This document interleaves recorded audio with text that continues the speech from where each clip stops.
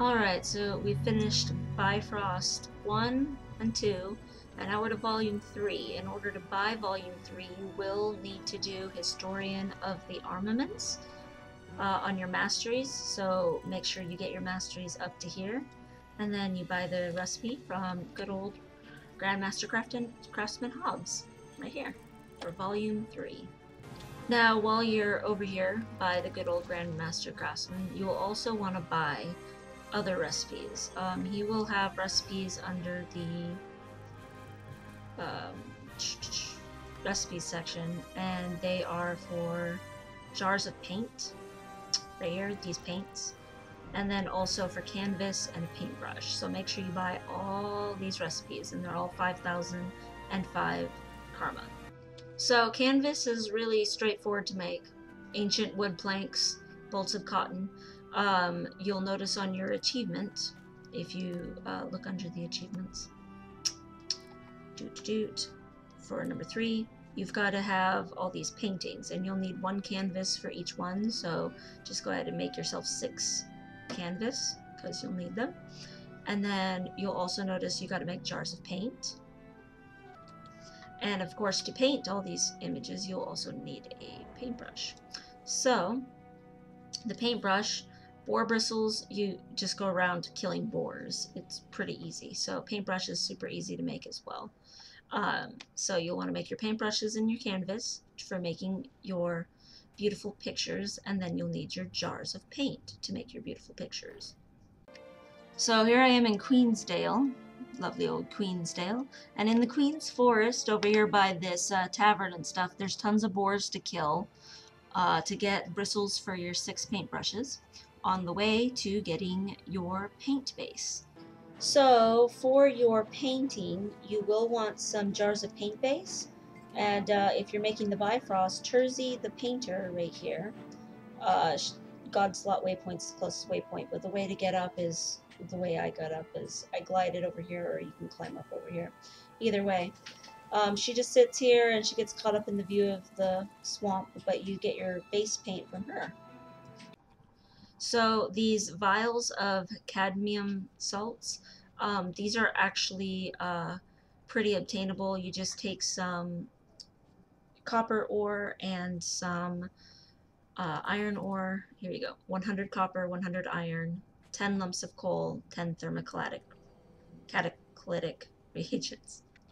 You can buy all of this stuff, the lumps of coal and the reagents you just buy from any crafting person and trainer, and then the ore and the copper you can go mine it yourself, or you can just, you know, buy them off the trading company. Honestly, with the pouches of pigments, I bought mine off the trading company because I had no mats when I started all of this. But if you gather herbs and things, you can get the pouches of pigments from gathering from plants. It's just rather slow going, so they're thankfully not that expensive, all of these different pouches of pigments. So you just want to buy 30 pouches of red pigment, blue, green, yellow, orange, and purple. 30 of each. Your cadmium salts are for yellow paint, red paint, and orange paint here, okay? And then you get your blue paint instead wants vials of cobalt salts, and your purple paint wants vials of manganese dioxide, and your green paint just wants copper. Easy for copper. So your green paint's not a big deal. Again, you can get the copper pretty easily, but the manganese dioxide, however you enunciate that, was torture for me to get. Let me just be really clear. Purple is the worst. 100 crystal cores plus these things. You get these by farming coral nodes. It took me 237 coral nodes to get all of these vials. Some people, it only takes them like 80 nodes. Some people, it takes them somewhere between those numbers.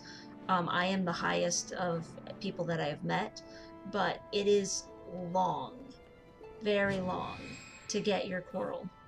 So in Mount Maelstrom, there is a benthic kelp beds area of the map over here, and if you go like almost to the Mire Sea, but not all the way there, all this whole area, there tends to be a decent chunk of coral there. And then also up in Sparkfly Fen, I would just swim up and down all this to Ocean's Gullet and Lee Shore Gauntlet. And then also up in Frostgorge Sound.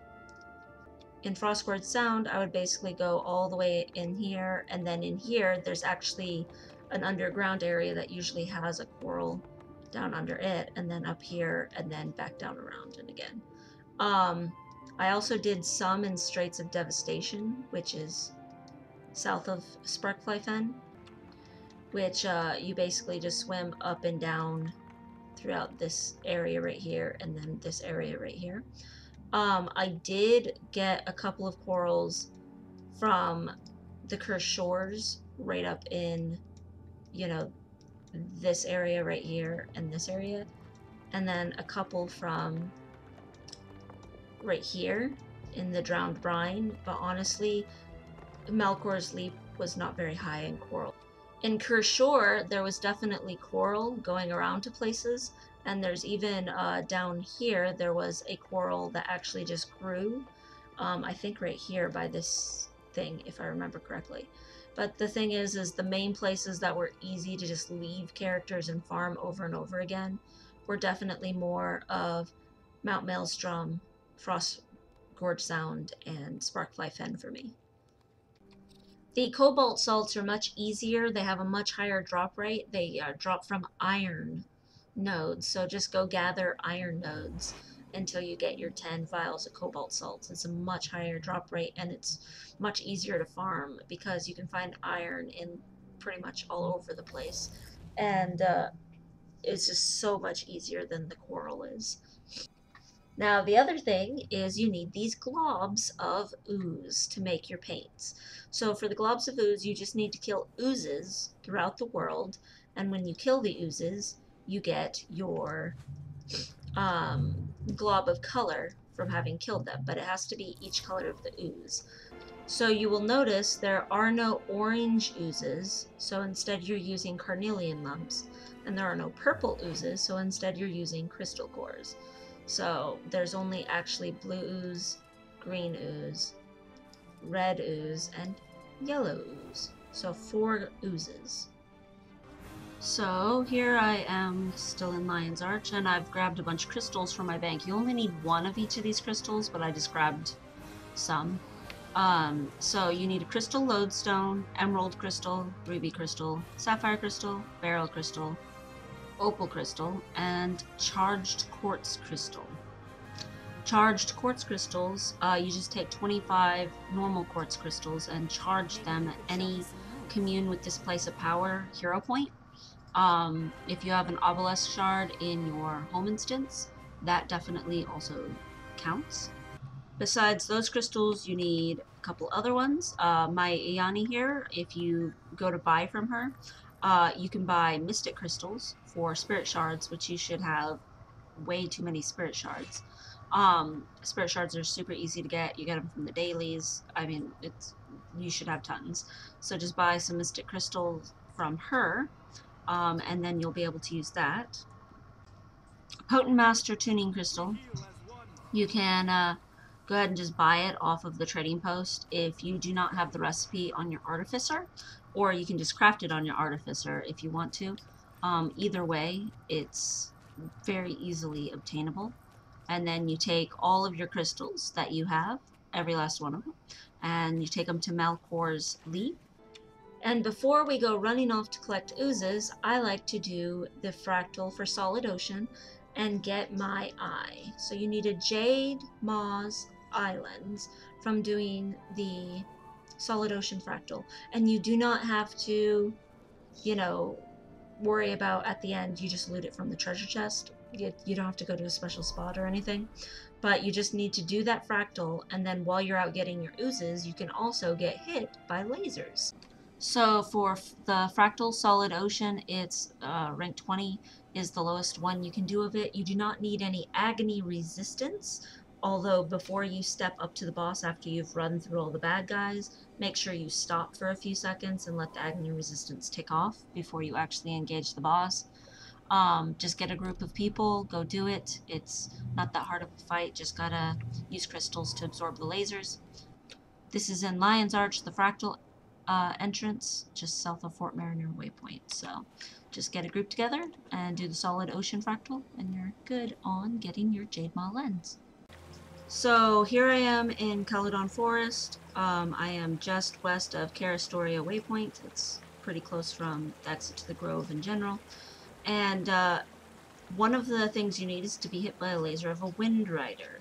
Now, these are all Breeze Riders, and they won't work. You gotta use the Wind Rider, and this one's pretty easily accessible. It's only level 6.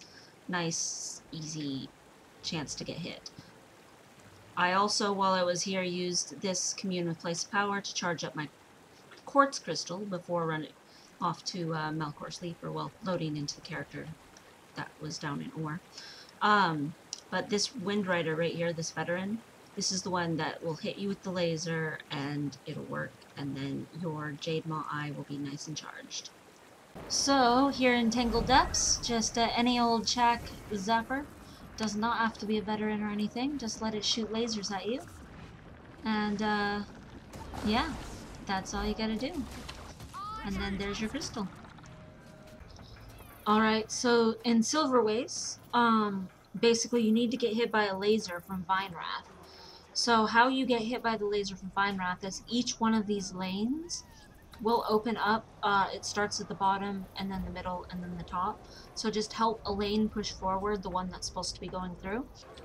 So as you're walking up through it, a big giant purple laser goes down through the lane, and you get hit by it. And the way you can make Vine Wrath spawn is getting this bar all the way to the end, right here on the side of the screen. So you do events at all of these places right here, and that will make it so that Vine Wrath spawns by filling up this bar. So Vine Wrath's happening right now, and I am helping a siege carrier get in. He's breaking down walls and heading inside of here, and once the last wall breaks down, the laser will come. Alright, so he is breaking down the wall. There it goes, and there is the giant laser. So as long as you get hit by this laser, which it's hard to not get hit by it, you are good.